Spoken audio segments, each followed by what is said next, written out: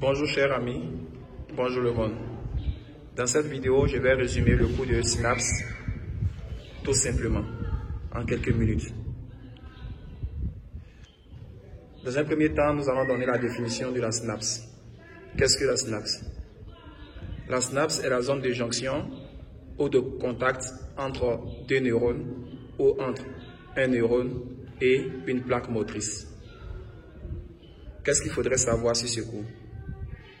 Nous allons donc élaborer en type de synapse, en catégorie de synapse et en partie de synapse. Quels sont donc les types de synapses? Nous pouvons donc citer la synapse neuroneuronique, la synapse neuromusculaire, la synapse neuroglandulaire et aussi la synapse neurosensorielle. Qu'est-ce qu'il faudrait savoir sur les catégories de la synapse? On peut donc dire que la synapse peut se décomposer en synapse axonique ou axonale, synapse axosomatique, synapse axodendritique. Quelles sont les parties de la synapse? Nous allons donc diviser en trois parties.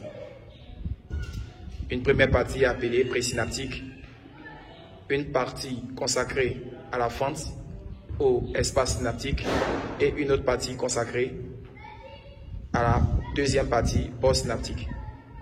Alors, quand est-ce que l'on dit qu'une synapse est au repos? Quand il y a absence d'exocytose.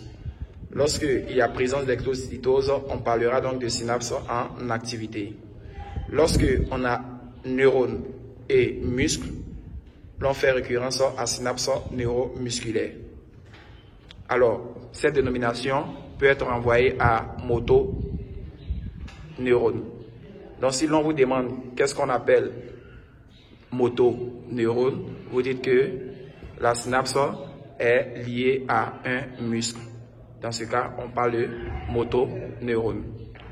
Alors, nous allons vous montrer quelques schémas ici.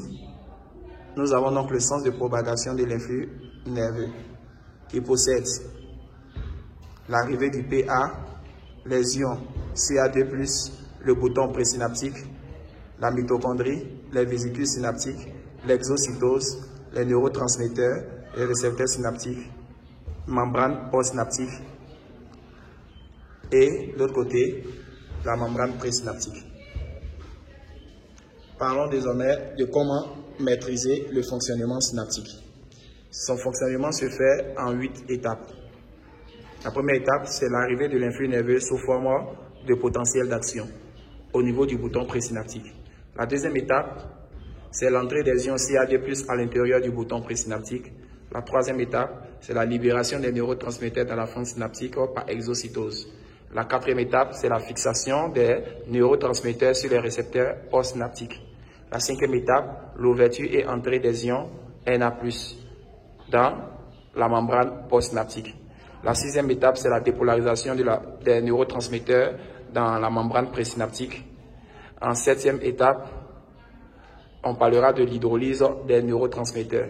Et en huitième étape, la récapture ou réabsorption des neurotransmetteurs dans le bouton synaptique. Alors, parlons à présent de PPSE et de PPSI et enzymes.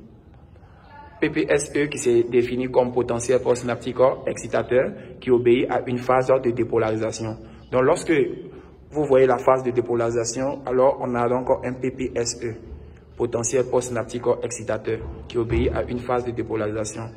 Parlons désormais de PPSI, le potentiel postsynaptique inhibiteur, qui obéit à une phase d'hyperpolarisation. Donc, chers amis, cette question est beaucoup posée. Parlons désormais de la dopamine, du GABA et de l'acétylcholine. Quel est le mode d'action de la dopamine? Chers amis, la dopamine va se fixer sur les récepteurs spécifiques à canaux sodiques Na+, chimiodépendants, entraînant l'ouverture et l'entrée des ions Na+, provoquant un PPSE à l'origine de la dépolarisation. Parlons désormais de GABA. Le GABA se fixe sur les récepteurs spécifiques à canaux chlore, chimiodépendants, entraînant l'ouverture et l'entrée des ions Cl- provoquant un PPSI à l'origine d'une hyperpolarisation. Finissons en beauté sur l'acétylcholinesterase.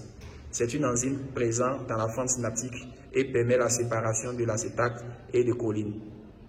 Et se fixe encore sur les récepteurs spécifiques à la pompe sodique et potassique, Na+, K+, favorisant l'ouverture et l'entrée de ces derniers.